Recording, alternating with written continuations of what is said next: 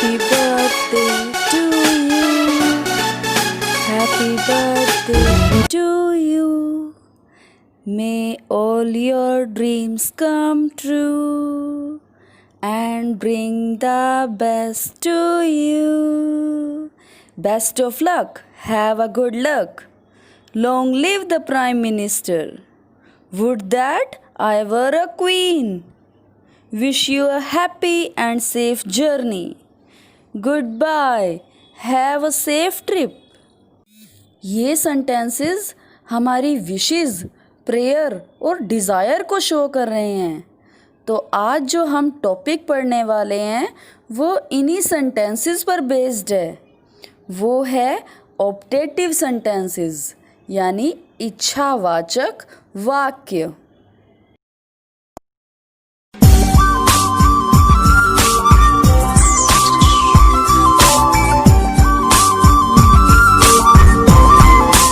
Hello students, welcome back to my channel. Today we shall continue the grammar topic direct and indirect speech.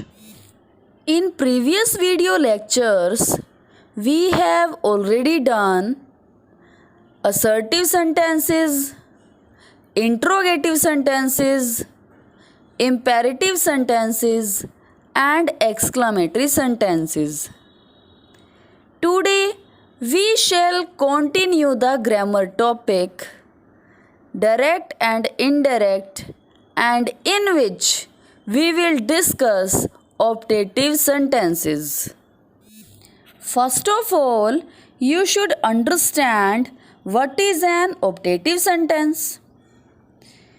The sentence which expresses a prayer, keen desire, curse, hope, etc. is called an optative sentence यानी इच्छावाचक वाक्य। इच्छावाचक वाक्य का मतलब ये कि जिसमें हम अपनी इच्छा बता सकें, किसी के लिए प्रेयर करनी है, विश करनी है, अपनी डिज़ायर्स को बताना है, उन वाक्यों को बोला जाता है इच्छावाचक वाक्य। This kind of sentence generally starts with may.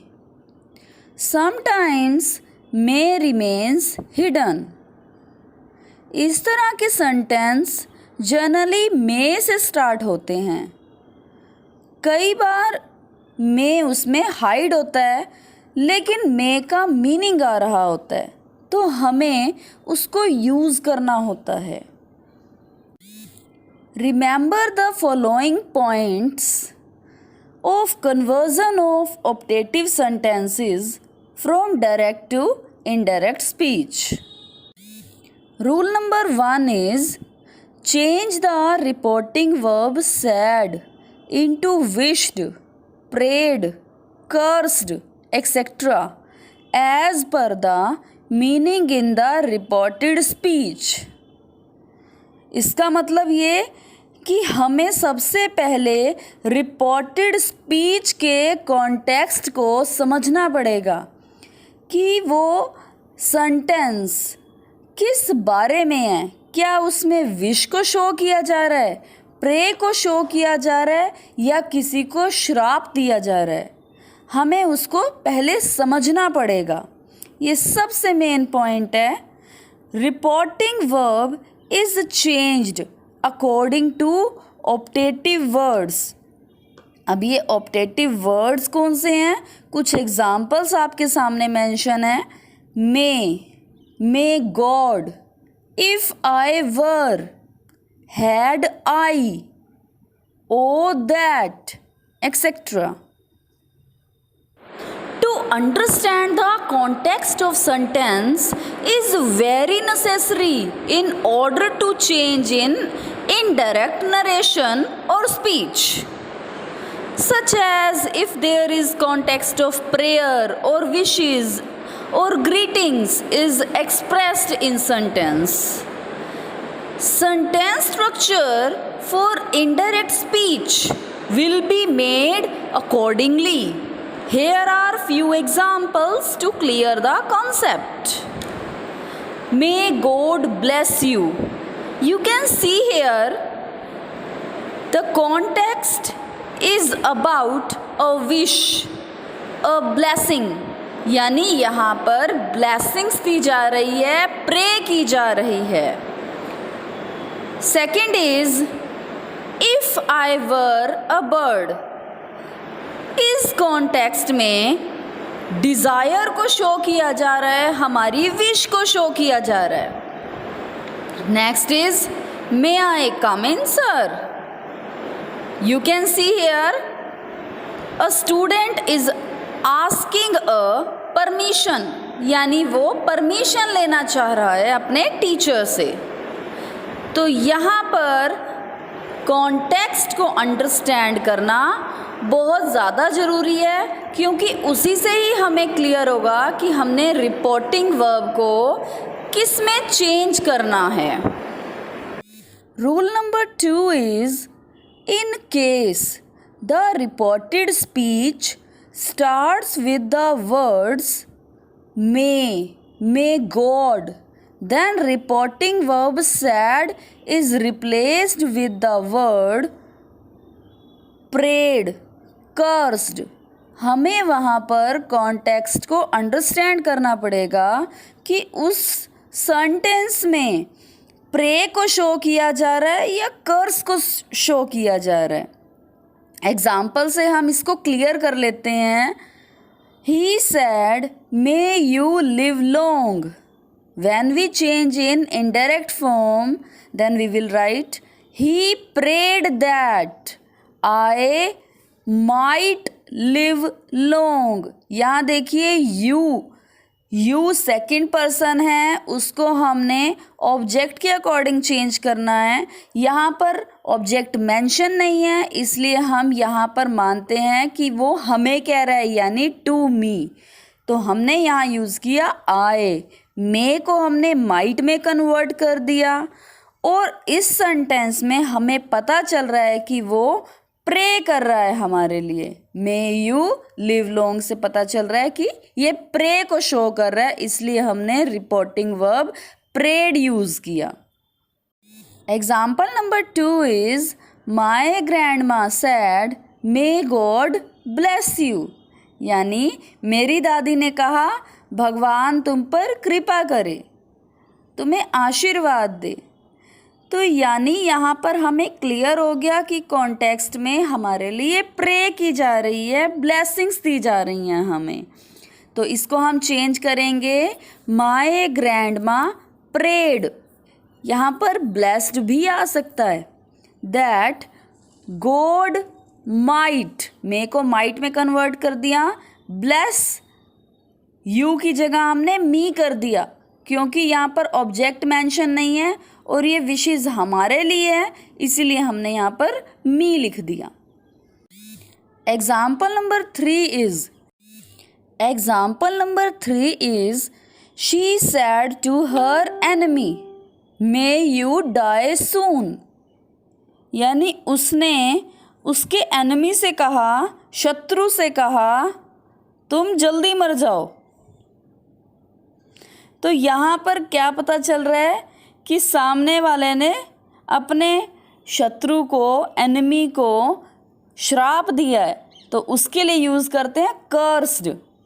She cursed her enemy that he she, क्योंकि हमें यहाँ पर क्लियर नहीं है कि एनिमी वहाँ पर मतलब बॉय है या गर्ल, हमें इस चीज़ का क्लियर नहीं है, तो हमने यूज़ कर दिया ही शी. दोनों में से कोई भी हो सकता है. Might die soon. Rule number 3, in case the reported speech starts with the words would that, O for, then reporting verb said is replaced with the word wished. For example, she said, would that I were rich.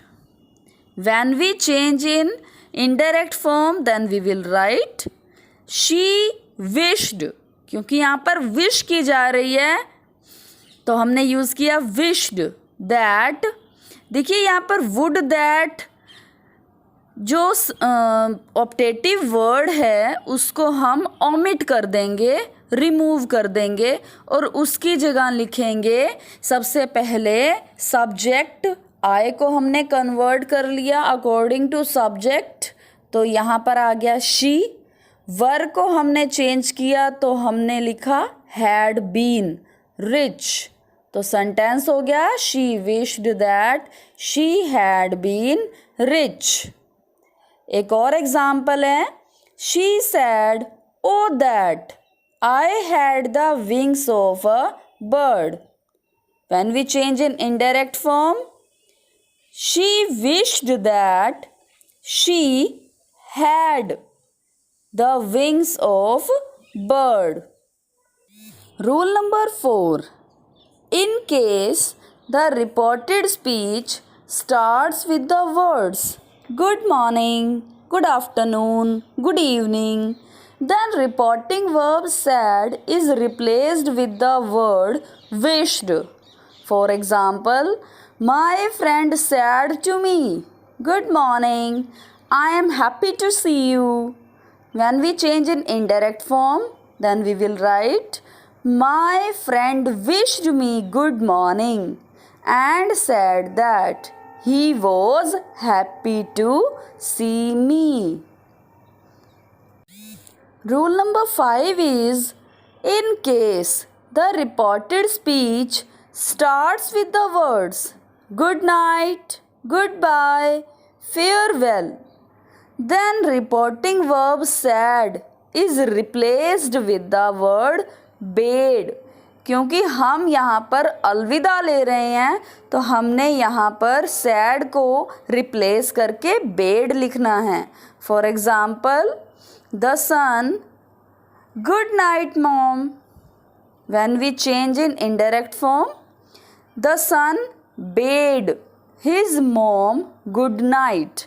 एक तो हम इस तरह से लिख सकते हैं, एक और मेथड भी है इसका लिखने का, The son bade good night to his mom.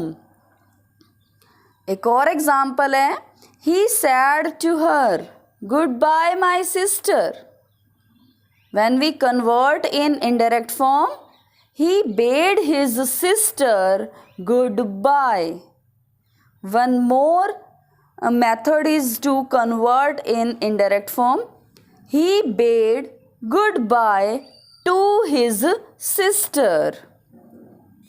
Rule number 6 is, in case the reported speech starts with the word if. if यहाँ पर कुछ भी हो सकता है, if I were, यानी इमेजिनेशन की जा रही है इसमें, then reporting verb said is replaced with the word wished.